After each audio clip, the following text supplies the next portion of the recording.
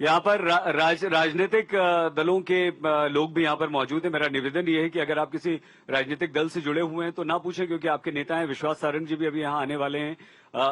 मेरा निवेदन आपने सुन लिया, एक आम जनता के नाते। मेरी आपत्ति इस बात पे है कि कांग्रेस के प्रवक्ता कहते हैं न्यायालय अपनी बात नहीं बोल पा रहा। ये कहाँ भूल जाते हैं, चंडीगढ़ के महापौर को चुना हुआ न्यायालय ने उस पर आपत्ति ली। क्यों भूल जाते हैं, जब ईडी ने केजरीवाल को नोटिस दिया, न्यायालय ने संज्ञान लिया, केजरीवाल को कोर्ट ने बुलाया। हल्का हल्का सर, और कोई हाथ खड़ा कीजिए पीछे बच्चों में से, आप जल्दी से। ये बोल रहे हैं कि मैं चुने हुए मुख्यमंत्रियों के लिए अरेस्ट किया जा रहा है। अगर भ्रष्टाचार करोगे, देश को लूटोगे, बर्बाद करोगे, तो चाहे मुख्यमंत्री हो चाहे प्रधानमंत्री हो, सब अंदर जाएंगे लाइन से। मेरा पीयूष जी से एक छोटा सा सवाल, जीतू पटवारी जी को अध्यक्ष बना दिया, वो अपनी खुद की विधानसभा नहीं जीत पाए। Very good. जब यहाँ बात हो रही है तो हमेशा सीटों पर ही अटक जाती है। क्यों बात इस मध्य प्रदेश में जनता को शिक्षा, स्वास्थ्य, बिजली, पानी और रोजगार की बात नहीं होती है, हमेशा सीटों की बात होती है कि भाजपा कितना पाएगी, कांग्रेस कितना पाएगी। तो सवाल ये है कि पिछले दिनों बलात्कार के 2 मामले हुए, उस पे भाजपा का अभी तक कोई स्टैंड नहीं है। तो सरकारों से सवाल तो होना चाहिए। ठीक है, विश्वास जी आ रहे हैं अभी, तुरंत आपसे भी पूछेंगे। मेरा सवाल भाई साहब से है कि पीयूष जी कांग्रेस कहती है हम जातिगत जनगणना कराएंगे। अगर जातिगत जनगणना कराते हैं तो राहुल गांधी किस जात से आते हैं, ओबीसी से आते हैं, सामान्य से आते हैं, एसटी एससी से आते हैं, किस धर्म किस जात से आते हैं, इसको कांग्रेस को एक बार भरे मंच पे बोलना। हम आपसे ये पूछना चाहते हैं कि क्या ये आवश्यक है कि हम जातियों में बटें, या हम भारतीय होने के नाते एक भारतीय रहें और फिर वोट दें? हमने आज तक के न्यूज चैनल पर ही देखा है कि कांग्रेस का ये मुद्दा है। नहीं, मैं आपसे निजी राय पूछ रहा हूँ। मैंने आपसे पहले ही कहा था कांग्रेस और बीजेपी की बात मत कीजिए। मध्य प्रदेश के नागरिक होने के नाते बच्चों से हम पूछ लेते हैं। देखिए, क्योंकि बहुत सारे बच्चे हैं। बच्चों, जल्दी आप हमें बताओ यहाँ पर कि क्या हमें जातियों में बंटना चाहिए? खड़े हो जाओ जल्दी से। जातियों में बंटना चाहिए, इधर देखो बच्चे, या हमें एक भारतीय के नाते वोट देना चाहिए? सर, पहली बात तो भारतीय के नाते वोट देना चाहिए, और दूसरी चीज की जाति, किस जाति से हम बिलोंग करते हैं। हम सनातन हैं और हम हिंदू हैं, तो हम क्यों ना उस तरीके से वोट दें। ठीक है, और कोई? मुझे लगता है कि हम एक भारतीय हैं, और भारतीय होने के जो हमारे जो अधिकार है उस पे हम बात करें। अगर कोई राजनेता है तो वो हमारे लिए जो जरूरतें हैं उसकी बात करें, ना कि पॉलिटिक्स। यहाँ कांग्रेस और बीजेपी में ही हम बट के रह जाते हैं हमेशा। और कोई बच्चा? आओ बच्चे, जल्दी से जल्दी से। सर, मेरा जन्म जब से हुआ है तब से मैंने भाजपा की सरकार देखी मध्य प्रदेश में। तो ऐसी क्या गलतियां हो रही है, कांग्रेस की सरकार से अपनी सरकार नहीं बना पा रही है। इस बार भी हमने एमएलए विधानसभा में देखा कि माहौल इन्होंने पूरा बनाया और सरकार कोई और बना गया। पीयूष जी, ये तो गंभीर बात है, और ये बच्चे की बात में बहुत दम भी है।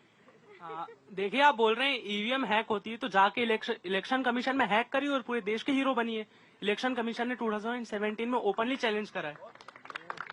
पीयूष जी, बहुत सारे प्रश्न हैं आपके साथ। मैं आ रहा हूँ, 1 मिनट और आ रहा हूँ अभी। जी, उत्तर दीजिए।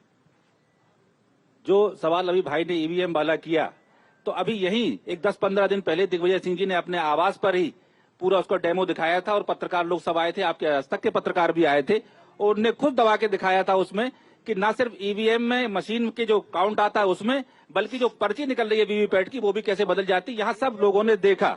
एक बात। दूसरी बात जो इन्होंने कही कि वहां आपने इलेक्शन कमीशन ने कहा था, इलेक्शन कमीशन से 6 महीने से ऊपर हो गए हैं। माननीय हमारे जयराम रमेश जी ने वहां 10 बार एप्लीकेशन दे चुके हैं, पूरे विपक्ष ने एप्लीकेशन दी है कि साहब हमें मिलने का समय दे दीजिए। चुनाव आयोग तो मिलने का समय देने की बात नहीं कर रहा है। चुनाव का बहिष्कार क्यों नहीं करते आप बोल दीजिए, जब ईवीएम से ही हो रहा है, आपको मिलना ही नहीं है, तो क्यों चुनाव लड़ रहे हैं आप? एक प्रश्न और ले लीजिए। मेरा सवाल पीयूष जी से है, जब 18 महीने की कांग्रेस की सरकार थी, राहुल गांधी जी भोपाल आए, उन्होंने बोला कि 4000 रुपए युवाओं को हर महीने देंगे भत्ता, लेकिन कमलनाथ जी ने 1 रुपए भी भत्ता नहीं दिया किसी युवा को। देखिए, आप भारतीय जनता पार्टी कार्यकर्ता हैं, मैं इस बात का सम्मान करता हूं, लेकिन हमने 27 लाख किसानों का कर्ज माफ किया था, और आपकी सरकार ने विधानसभा में स्वीकार किया था कि 27 लाख किसानों का कर्जा माफ किया है। उसके बावजूद शिवराज सिंह चौहान, कमल पटेल जो कृषि मंत्री थे, जी, आप सभी से निवेदन ये है कि उन्हें उत्तर पूरा देने दीजिए, और आपके मंत्री जी भी अभी आ रहे हैं, आपके प्रवक्ता भी आ रहे हैं, तो ऐसा मत कीजिए, बात सुनिए, वरना किसी की बात पूरी कीजिए। तो कमलनाथ सरकार ने 27 लाख किसानों का कर्ज माफ किया था, इसे विधानसभा में खुद भारतीय जनता पार्टी की सरकार ने स्वीकार किया था। दूसरी बात मैं ये कहता हूं कि आज कमलनाथ जी मुख्यमंत्री नहीं है, आज कांग्रेस की सरकार नहीं है। आप चलिए भाजपा के कार्यकर्ता हैं या न्यूट्रल हैं, जो भी हो, कोई दिक्कत की बात नहीं है, लेकिन क्या आपका एक नागरिक के नाते जो घोषणा वचन पत्र में भारतीय जनता पार्टी ने की, आज कांग्रेस तो नहीं है, होती तो हम करते उसको पूरा, लेकिन हमारी घोषणा छोड़िए, भाजपा ने जो घोषणा की है उन्हें पालन करना चाहिए कि नहीं करना चाहिए, मैं जनता से पूछना चाहता हूं। अगर मैनिफेस्टो में कहा है तो करना चाहिए पालन कि नहीं। तो आज जब शुरू हो रही है गेहूं की खरीदी तो 2700 रुपए क्विंटल अगर मोदी जी गारंटी दे गए थे, अगर भाजपा ने गारंटी दी थी तो किसान से 2700 में खरीदा जाना चाहिए, नहीं खरीदा जाना चाहिए। आप बताइए न्याय की बात क्या है। हेमेंद्र, हम आपसे ये समझना चाहते हैं, विधानसभा में परिणाम सबने देखे, लोकसभा में क्या मध्य प्रदेश की जनता सिर्फ नरेंद्र मोदी के चेहरे पर वोट देगी और राम मंदिर का जो निर्माण हुआ है, प्रतिष्ठा, प्राण प्रतिष्ठा रामलला की हुई है, उसका कितना असर होगा इन चुनाव? देखिए, ये तो नहीं कहा जा सकता कि लोग कैसे वोट करेंगे, क्यों वोट करेंगे, लेकिन थोड़ा आइडिया समझने के लिए हमको 2018 फिर 2019 के चुनाव की तरफ जाना पड़ेगा। 2018 में मध्य प्रदेश में 15 साल के बाद, विपक्ष में रहने के बाद कांग्रेस पार्टी ने वापसी की थी, सरकार बनाई थी। उसके कुछ महीने बाद 2019 में फिर चुनाव हुए, 29 में से 28 सीटें कांग्रेस पार्टी हार गई थी। अब यहाँ पर 2023 में कांग्रेस पार्टी बुरी तरह से चुनाव हारी है, 24 में फिर चुनाव हो रहे हैं, मोदी के नाम पर वोट मांगा गया था, अब मोदी अपने लिए वोट मांगेंगे। जनता क्या करेगी, बस ये आइडिया लगाया जा सकता है, लेकिन जिस तरीके से हमारी चैनल का जो सर्वे आया, मूड ऑफ द नेशन जो बता रहा है, शायद वो सही दिशा में।